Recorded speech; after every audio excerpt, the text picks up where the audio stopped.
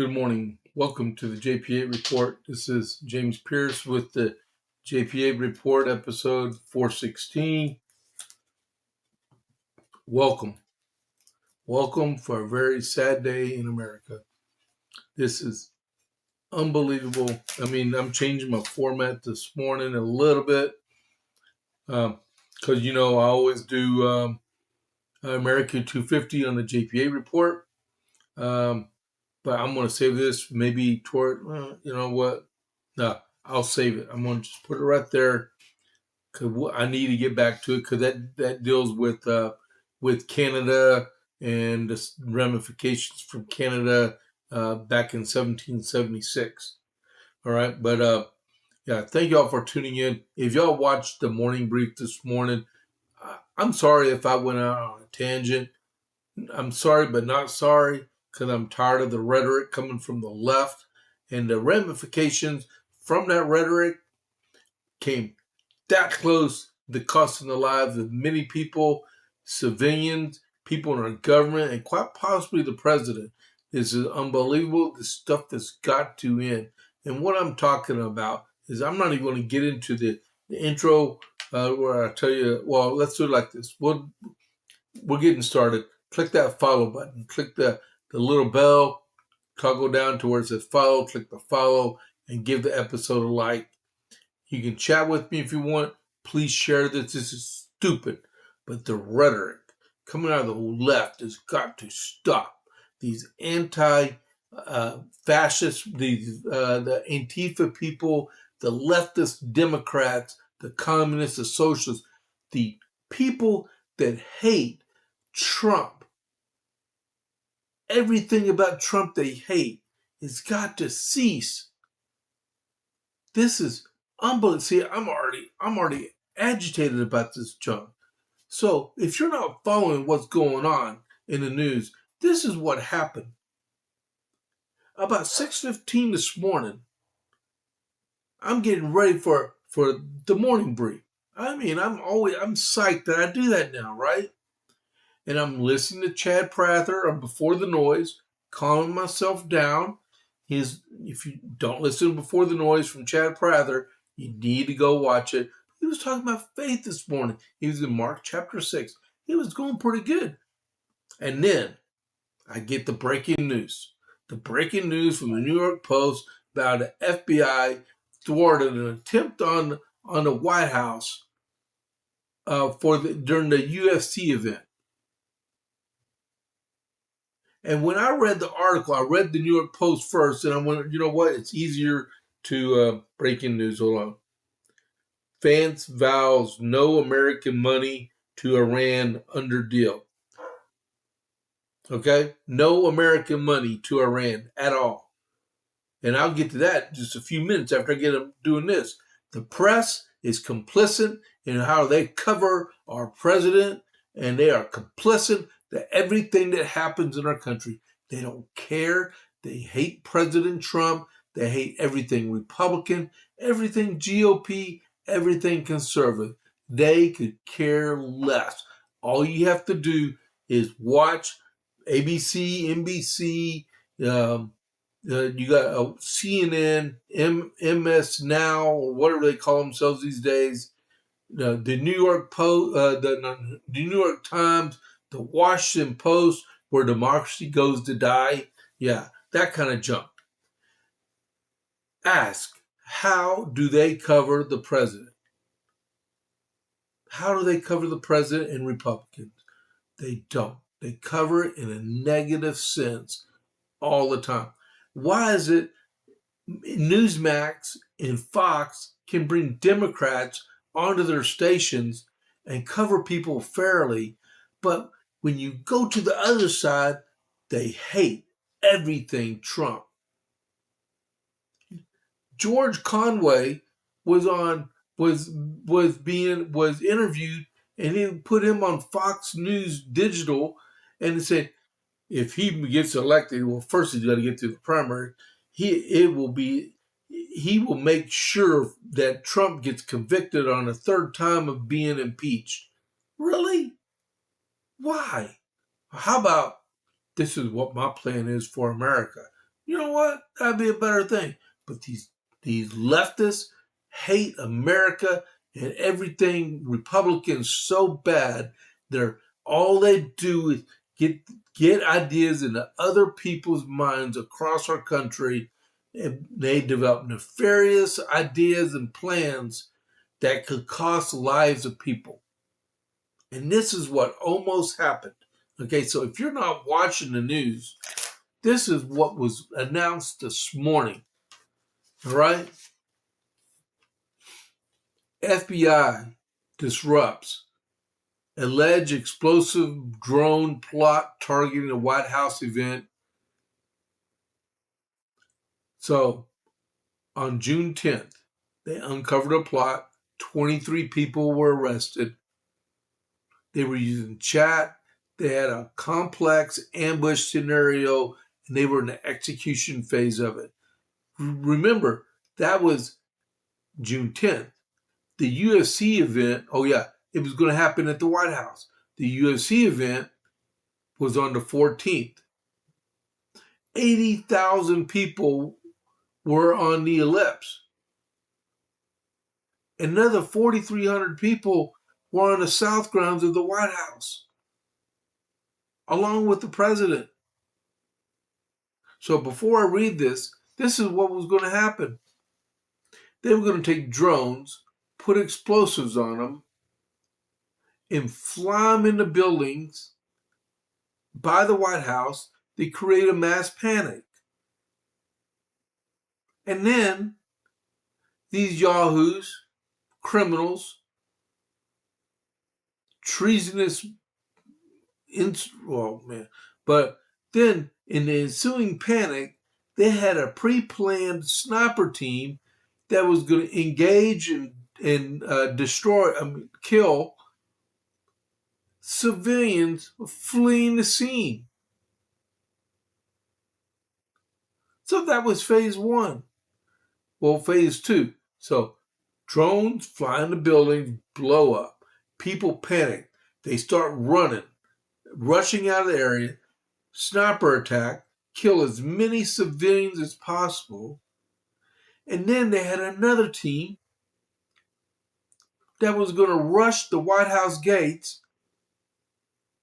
and start engaging people in the event.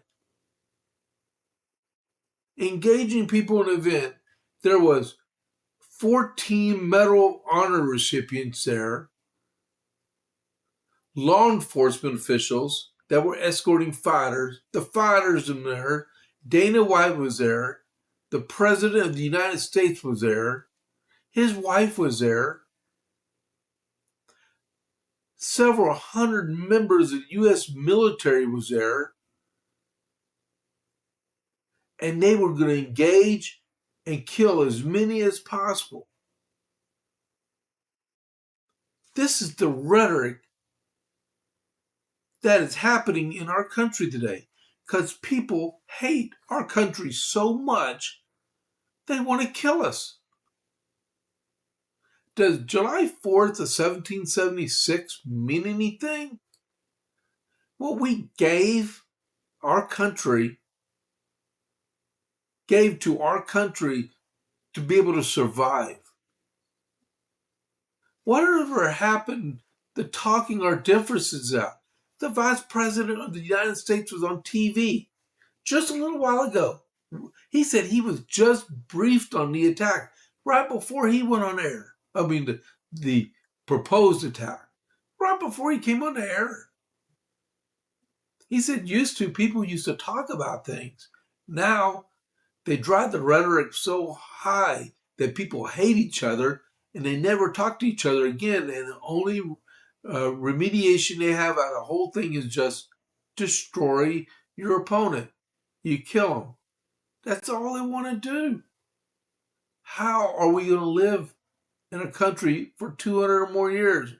100? Maybe, screw that. One more year. We got elections coming up. Are those going to be safe? Check this out. All right. So it says here,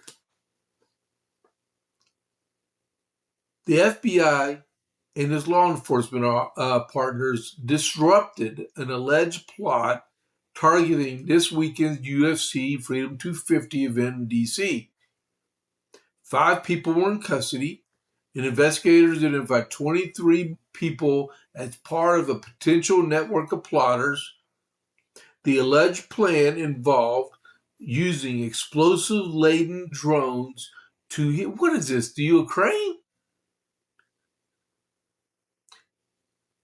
Explosive-laden drones to hit buildings near the event, force a mass evac, and steer crowds toward a pre-staged sniper team. A second wave was then allegedly planned to storm the White House gate. The FBI first learned of the threat on June 10th and worked with partners to secure probable cause for an arrest in Cincinnati, Ohio, where the one suspect was allegedly taken into custody. Investigators later uncovered signal chats which multiple people alleged discussed attacking the UFC event. An initial review of one suspect's iPhone identified at least 23 signal users discussing pre-operational activity. Some of those allegedly involved planned to travel to Frederick, Virginia on June 12th or 13th. That's the day prior, to prepare for the attack. One suspect allegedly told investigators the goal was to target capitalist elites, billionaires, or politicians who received donations from the American Israel Public Affairs Committee. That's AIPAC. All right, a very conservative political action committee. FBI Director Kash Patel credited the FBI, DOJ, and law enforcement partners for acting quickly across multiple states to prevent the alleged attack.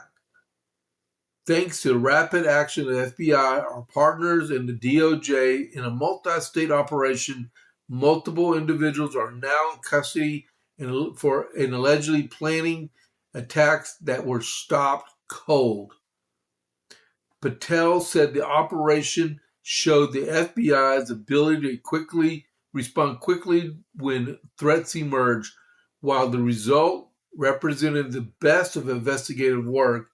It was also nothing without the ordinary, out of the ordinary for this law enforcement team. Patel said, "We are built to detect, respond to, and bring to justice those who threaten the lives of American citizens, particularly during large gatherings like the historic UFC 250 fight." Exactly what we did here. I want to thank our great agents, our partners, for this work remains ongoing, and we will continue to update the public as permitted. This is crazy. Hey, Ricky, I see that you're on it. Did you just hear what I was just talking about? This is unbelievable. There were 4,300 people were at that UFC fight. Like I said, hundreds of American military were there in uniform. There were 14 Medal of Honor recipients there, 14 fighters, Dana White, the president's wife, several members of our cabinet, the continuity of our government. And yet, at least 23 people, they're not even Americans. They haven't identified who the people are. I'm sure that's going to come out real fast. But these were Antifa people, leftist people, people that hate Republicans, we hate our country. I was just watching the news last night, and the original treasonous traitor, Jane Fonda, was talking about President Trump at a rally they had Sunday night, her and like what's his name, Robert De Niro, and people like him, Sheryl Crow, people that just hate the president and just drive up the rhetoric. I would even put Hakeem Jeffries in that. I would put Omar in there, AOC in there, Japal. Man, we have so many threats out there. This is unbelievable. When will the rhetoric stop in our country? What? When the president gets killed? When the VP gets killed? When there's a mass casualty on the 18 acres property? When does this end? When does this end? Why is there zero rhetoric coming out of the Republican side of the House? But when it comes to the Democrat side of the House, it's all hatred, hatred, hatred. Orange man bad. Orange man needs to go away. Where does this stop? Are we Americans? Or are we barbarians ready to storm the gates of Rome? I hear it in the background. There's probably more breaking news coming out right now about the whole thing because I didn't turn the volume down low enough in the living room. I was listening to Vince, and I was listening because all this Vince and the news before I came back in here. This is utter nonsense. The president is overseas right now, and the number one job of the president when he's overseas is to keep him alive. If people outside the boundaries of our country see how we're acting toward our government, what's to keep people in nefarious means try to do the same thing? If they're trying to do it in their country, let's just give them a hand and do it outside our country. This is unbelievable. We should not be actually doing this at all. This should never happen in our country. The president's already been shot once. He had 2 other attempts on his life. We got to stop this. And don't try to blame the president for this. You can always switch the channel. But when you plan, when 23 people get together and plan to attack a presidential event, what are we doing to ourselves? We've seen what one gunman can do in Las Vegas several years ago. Could you imagine a team of them out there cause a mass cas? Hundreds of people could have been killed. As the whole point of the matter, people, the whole point of the matter was to start the celebration of our semiquincentennial, our 250th anniversary of our country, that I talk about every single day I'm on the air here. Like today, I got this letter from George Washington to John Hancock.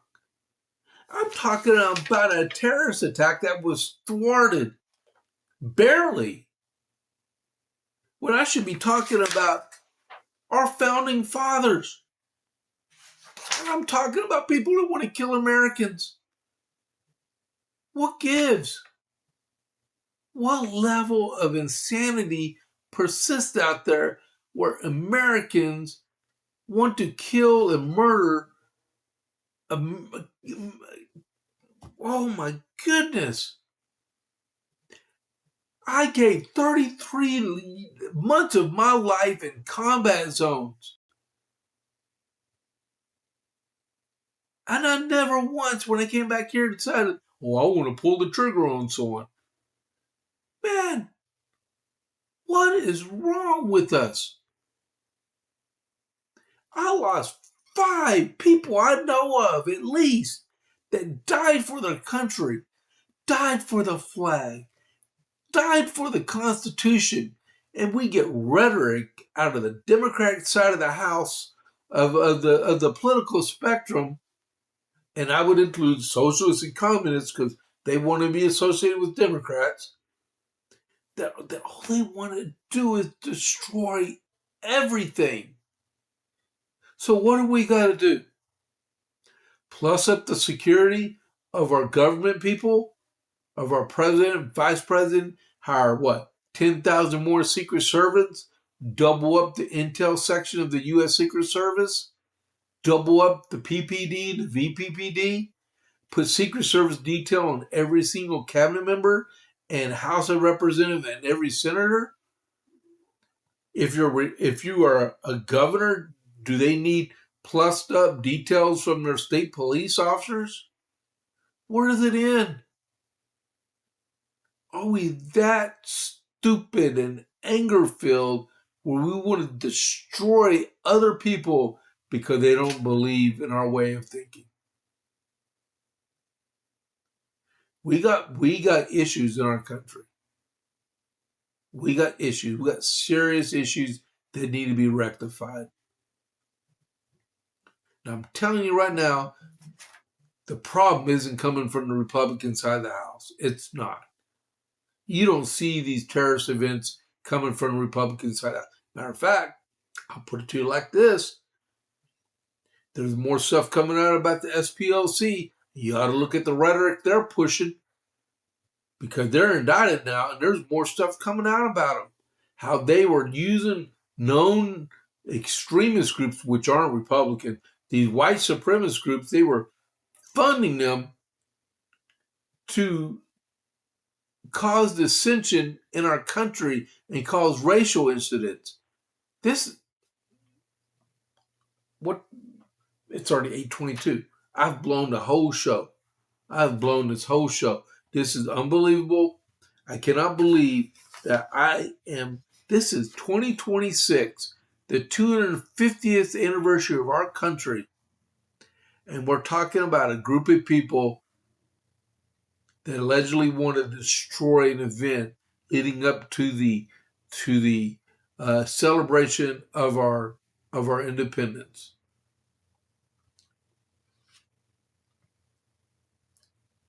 Wow.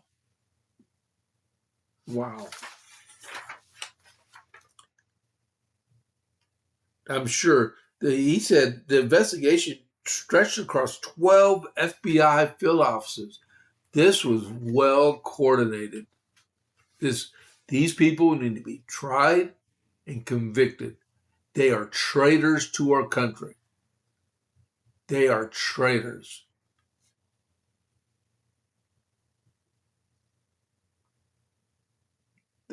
Man.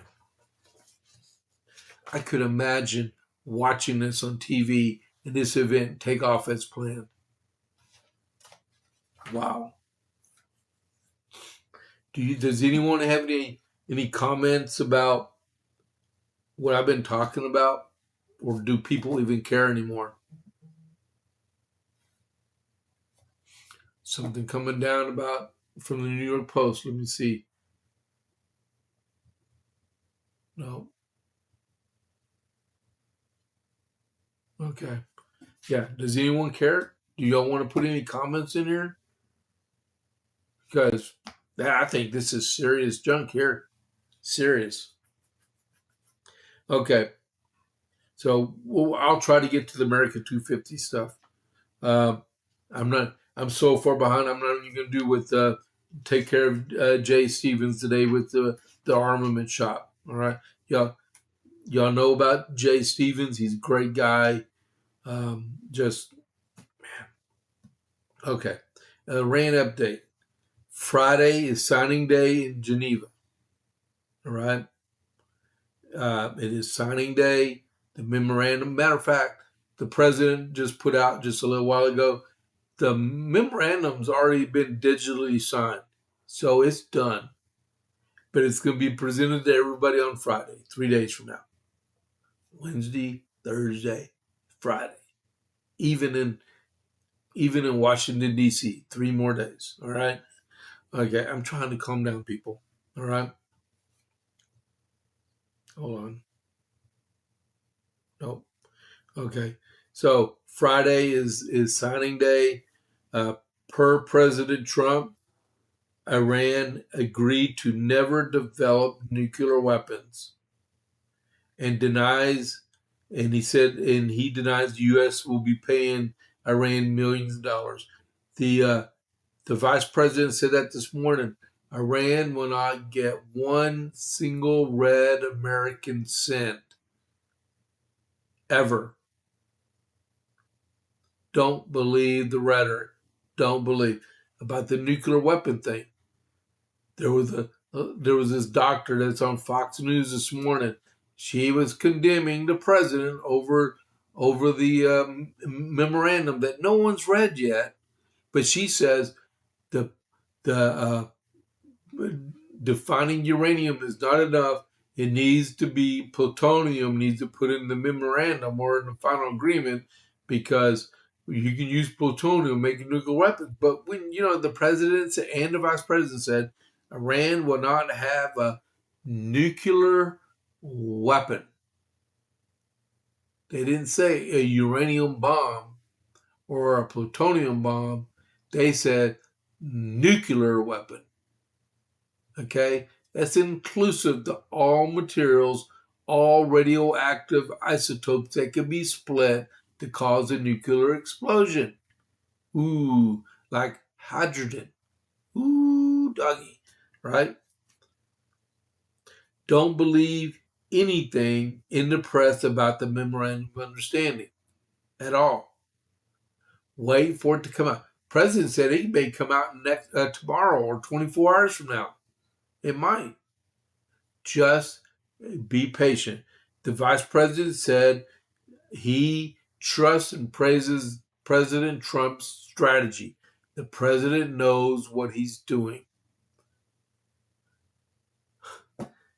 Dude, Ricky, you are such a great guy. I thank you so much for putting that statement in there. Well, Ricky said if you're watching this on demand, COVID for Life said, I think you covered it. Bad or not, it's to be expected and it's a shame. You know what? He's right. He's right. Okay, love wins, always. The IDF and Mossad opposed the Memorandum of Understanding but want sanctions to stay in place. Oil prices are down, as you will see in a couple of minutes. The U.S. troops will not redeploy. They will stay in place. The IDF, Israeli Defense Forces, and Hezbollah are still fighting.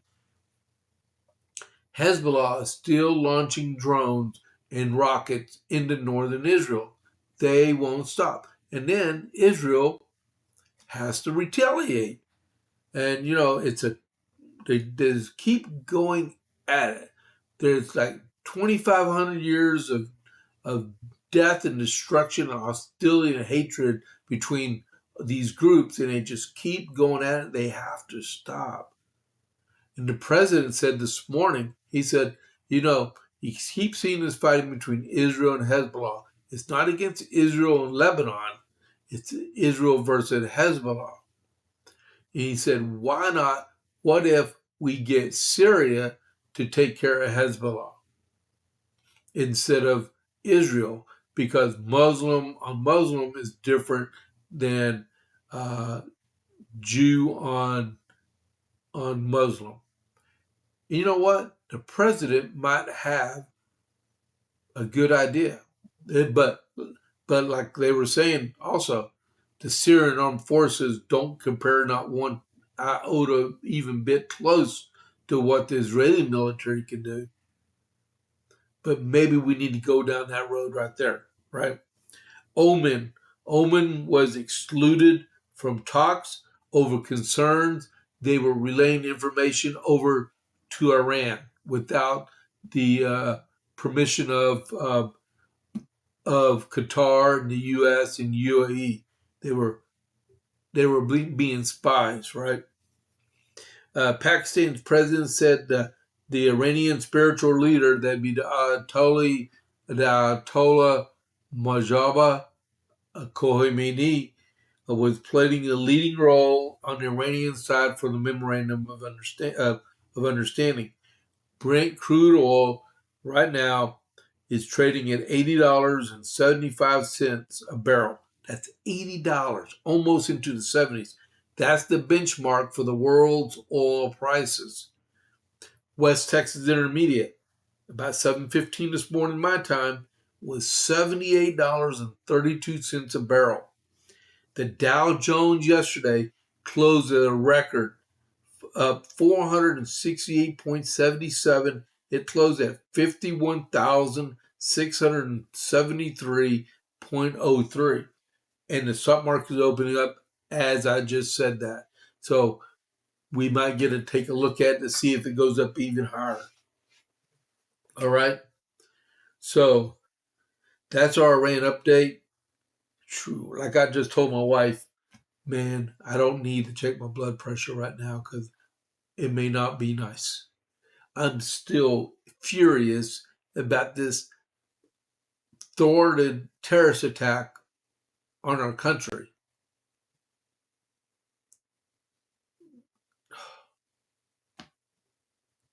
You know what? They need to be arraigned in Washington, D.C. So Janine Pirro can get her hands on them. Yeah. Oh, yeah. Man. Okay. So,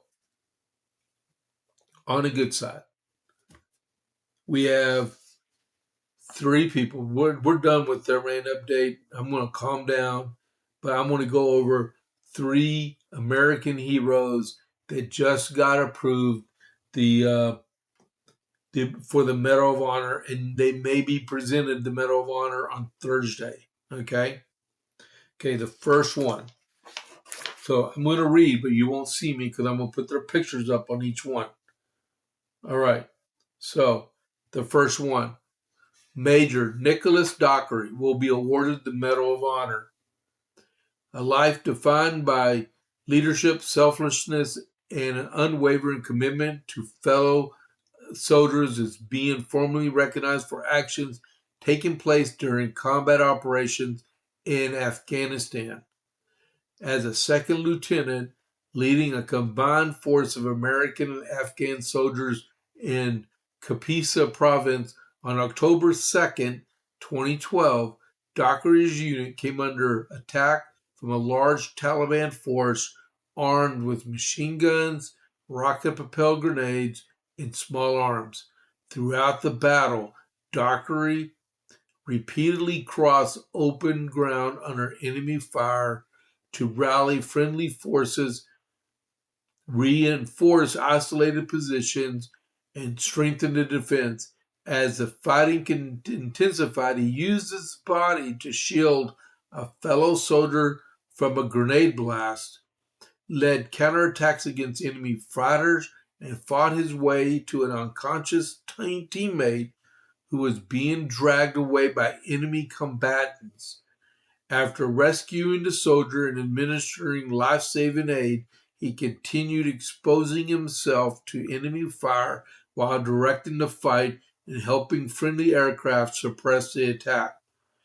Dockery continued to serve after his deployment, earned his Green Beret, and leading special forces teams in some of the military's most demanding assignments. Unbelievable. Awesome. Next is Major James Capers. He will be awarded the Medal of Honor. A life defined by leadership, resilience, and unwavering commitment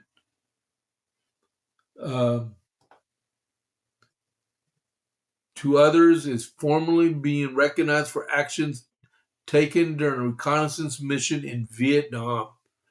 As a second lieutenant leading a 9-man force recon patrol near Phu Loc in April 1967, about a year before I was born, Capers and his team repeatedly encountered larger enemy forces while operating deep in contested territory.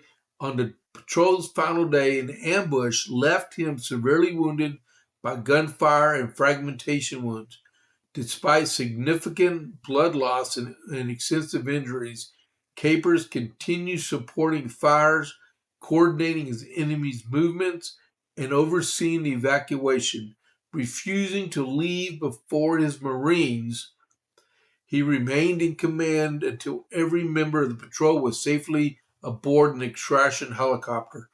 Over the 22-year Marine Corps career, Capers broke barriers and opened doors for future generations of Marines, becoming the first Black Marine to join Force Recon, receive a battlefield commission in Marine Special Operations, and command a reconnaissance company. Awesome achievement. Very highly honored. Next.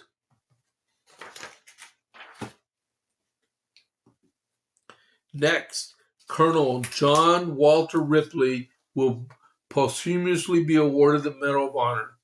A life defined by service, leadership, and unwavering commitment to mission is being formally recognized for actions taken during the Vietnam War. As a senior advisor to 3rd Vietnamese Marine Corps Infantry Battalion near Dong Ho, South Vietnam, then Captain Ripley faced a rapidly advancing North Vietnamese offensive in April 1972. Recognizing a key bridge over the Quoc Viet River had to be destroyed to slow the attack, he repeatedly climbed beneath the bridge while under continuous enemy fire to place hundreds of pounds of explosive. Hanging from the bridge's steel girders for hours, Ripley positioned and prepared the charges before successfully destroying the span. His actions helped blunt the enemy advance and provided critical time for South Vietnamese forces to regroup and defend the region.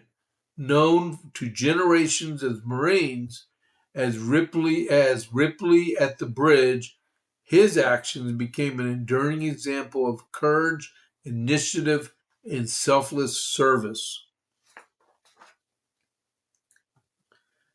That, my friends, is 3 very brave Marines. All 3 of them survived war, which is great, right?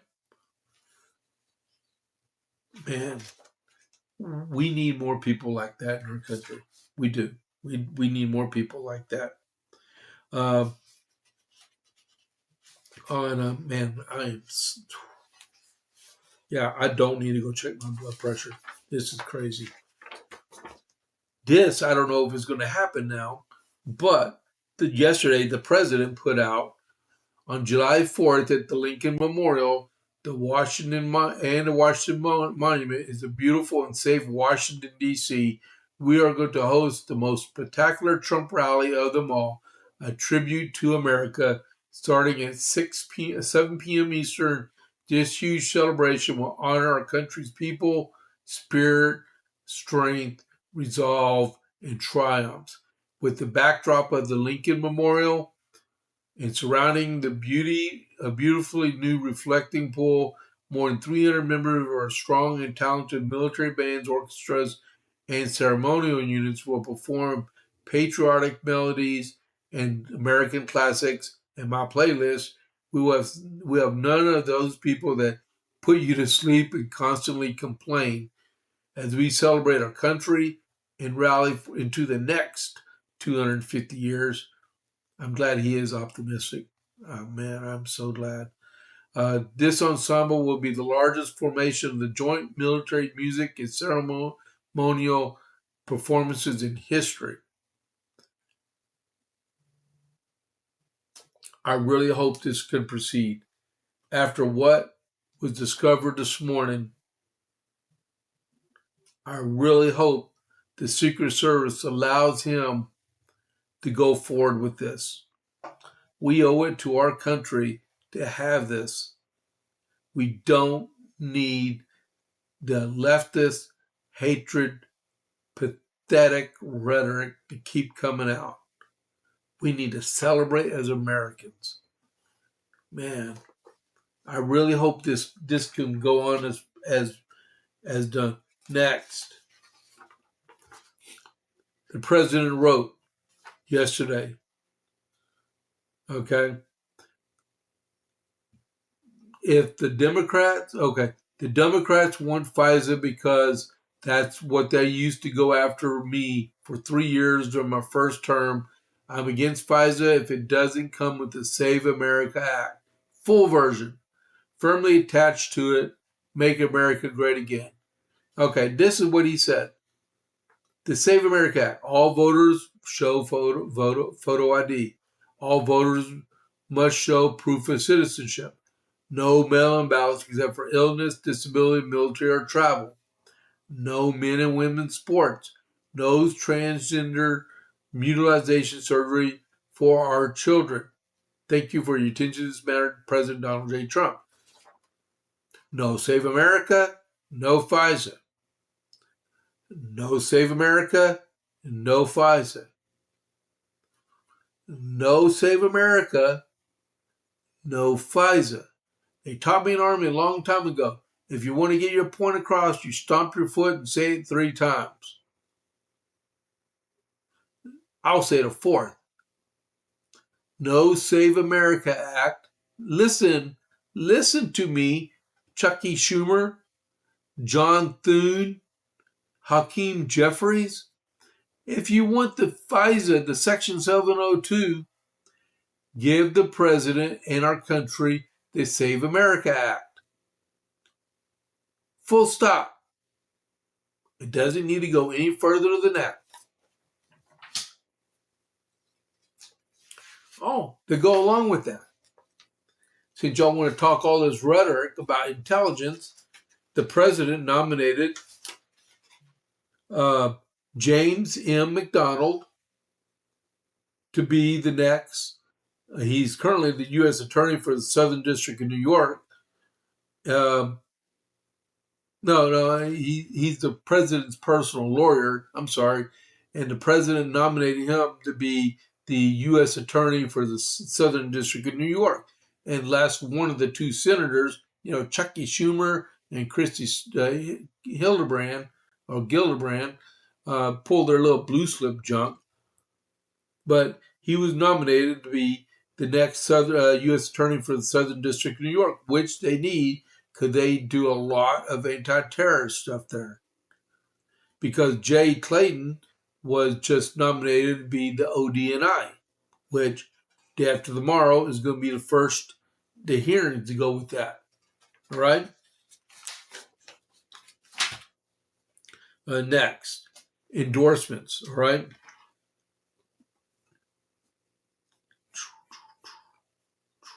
All right. So the president says, I'm going to just read these.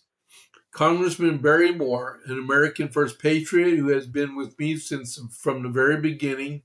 He was the first elected official in the country to endorse me, is running for the United States Senate. Congressman Barry Moore is running for the United States Senate in Alabama to replace Tommy Tuberville, who is running for governor. The president endorsed him for their primary today. Okay? Next, Georgia.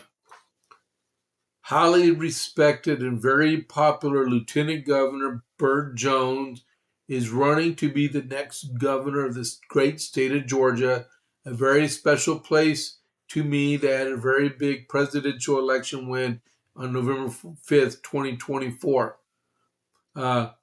He was the first member of the Georgia State Assembly to endorse Donald J. Trump. And he's endorsing him. He wants him to be the next governor. Burt Jones. Vote for him today. Next. It is my great honor to endorse MAGA Mike Collins, a highly respected congressman who has been with me from the very beginning and is running for the United States Senate in Georgia, a very special place for me because he won Georgia. All right. So today in the primary runoff, vote Mike Collins for the United States Senate for President Trump. Next, we are in Oklahoma, my wife's home state. Congressman Kevin Hern from the wonderful state of Oklahoma, where I won all 77 counties in Oklahoma in 2016, 2020, and 2024. That's a red state. Is a great patriot and a fantastic congressman, a true friend of MAGA. Kevin is now running for the United States Senate. Vote for him today. He will do an incredible job. Kevin Hern, U.S. Senate, Oklahoma. Next.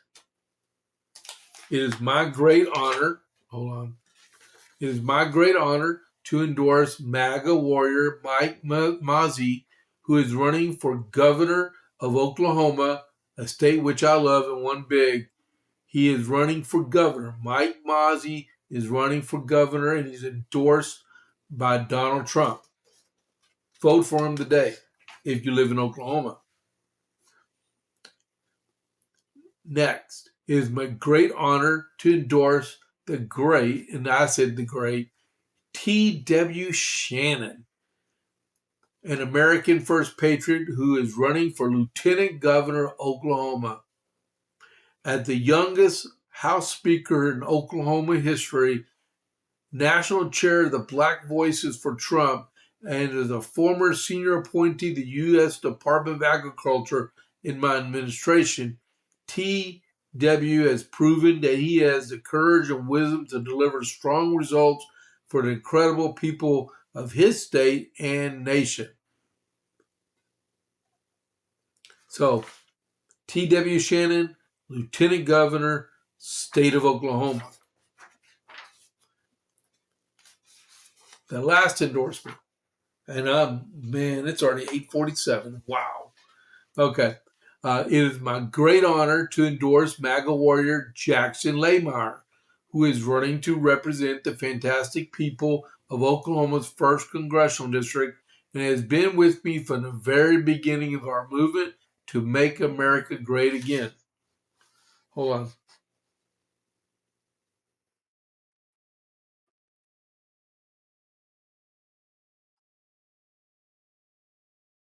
Okay. I thought it was breaking news. Jackson was the founder of Pastors for Trump, a nationwide coalition of faith leaders committed to advancing the America First agenda and defending religious liberty. A very successful pastor, businessman, and civic leader, Jackson has dedicated his life to serving his community. As your next congressman, Jackson will fight tirelessly to grow the economy, promote our amazing farmers, ranchers, tax cuts, regulations, advance American energy dominance, promote made in the USA, keep our borders secure, stop migrant crime, strength for our military and veterans, safeguard our elections, and protect our always under siege Second Amendment. He has a total endorsement of President Trump. That would be Jackson Laymeyer in Oklahoma's 1st Congressional District. Give him your vote. All right. Man. So keep it in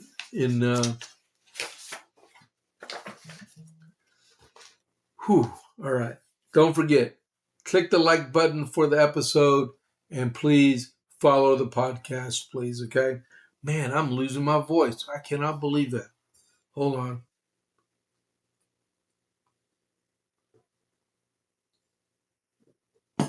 Last night I was talking about Sean Hannity because he was on the air and his voice is doing the same thing as mine right now. And I think I'm steadily losing this thing. Alaska. If you don't know what's going on in Alaska, you would be so, oh my goodness. So Dan Sullivan, Republican, is running for re-election. He's in a primary. Would you believe the Democrats went out and recruited another person named Dan Sullivan to run against him in the primary? I'm serious as a heart attack. Serious. The guy has no voting record as a Republican ever. And the people that are running his campaign are known Democrats. Go figure that, right? So the whole purpose is to get him to beat Dan Sullivan, the actual, so the Democrat can become the senator in the state of Alaska. So this is what happened yesterday.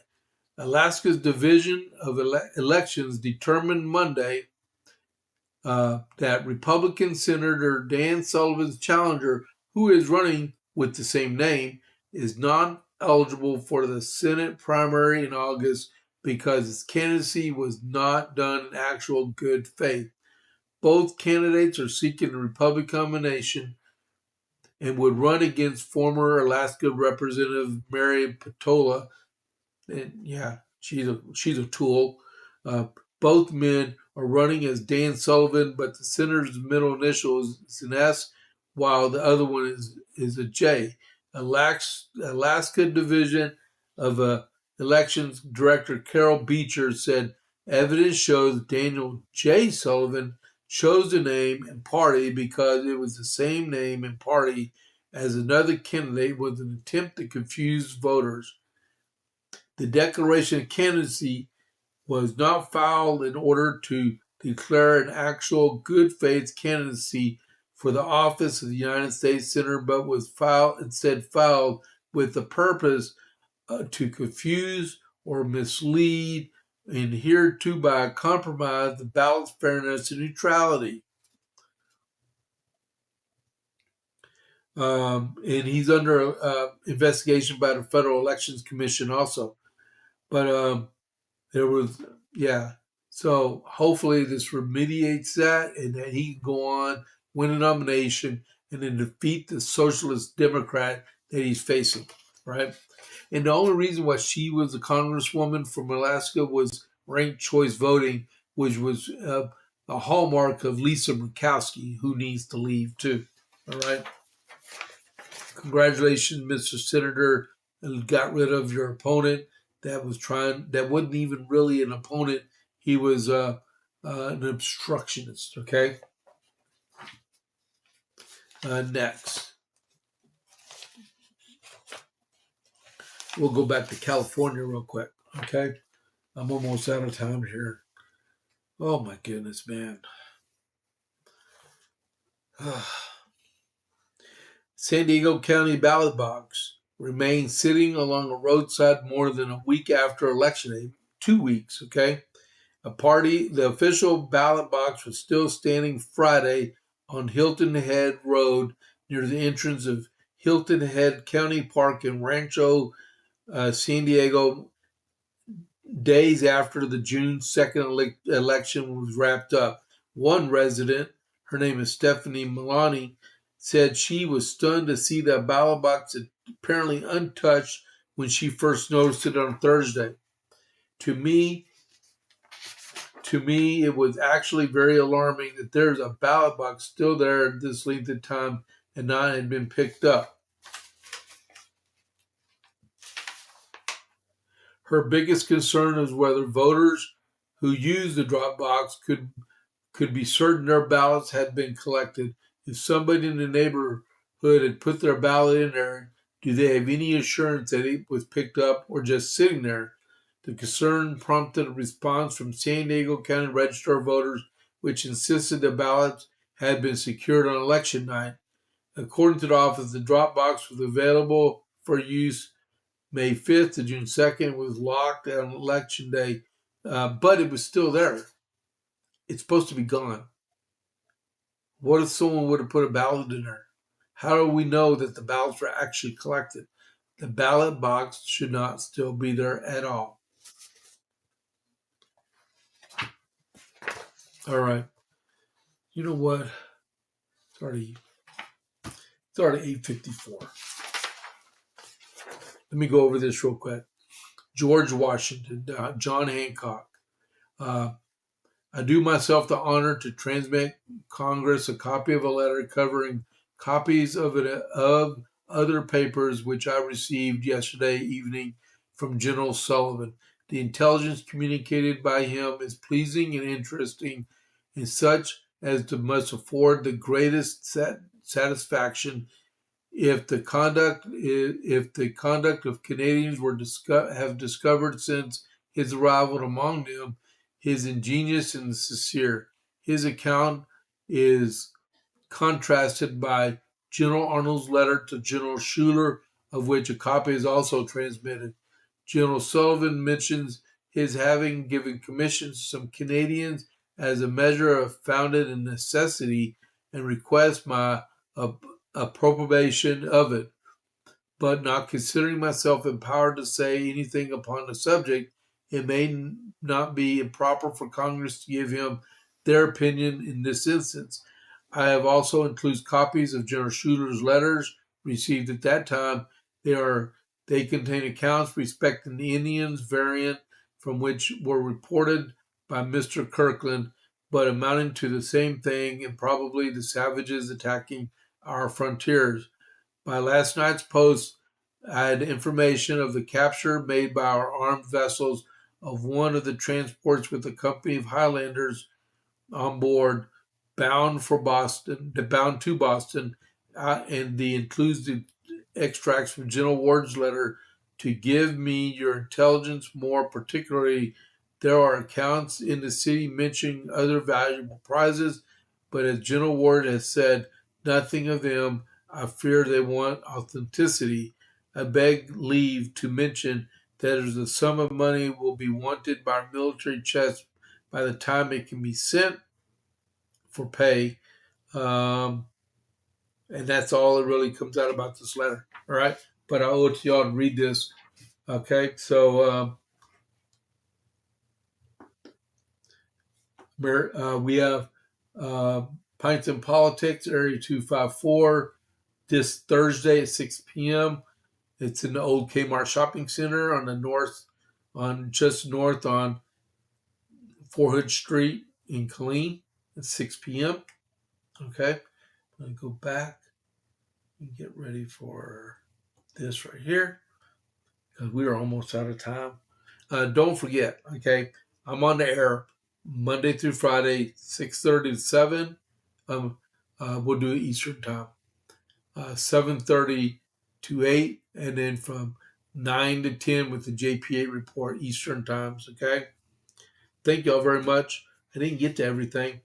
Thank y'all for allowing me to do this. I apologize for the rhetoric. It's personal to me. We're Americans. I take my oath seriously to what I've done for my country, okay? And respect for those Medal of Honor recipients that are about to receive the honor of their entire life I know every one of them did not say they did not deserve. All right. One of them is still on active duty. He's a major. Man, it's awesome. All right. It's 8:58. So we're going to get ready to go to the Dan Bongino show.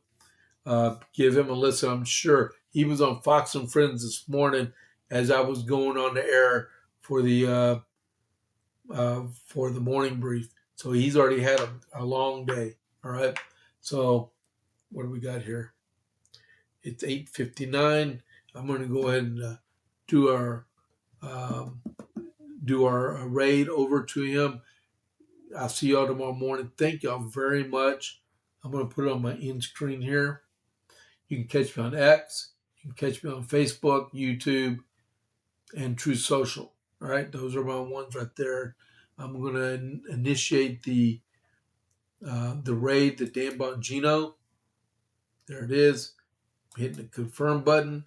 I will see y'all tomorrow morning, 7:30 Eastern. Have a great day. Keep your head on a swivel. Stay safe, okay? Be proud that you're an American.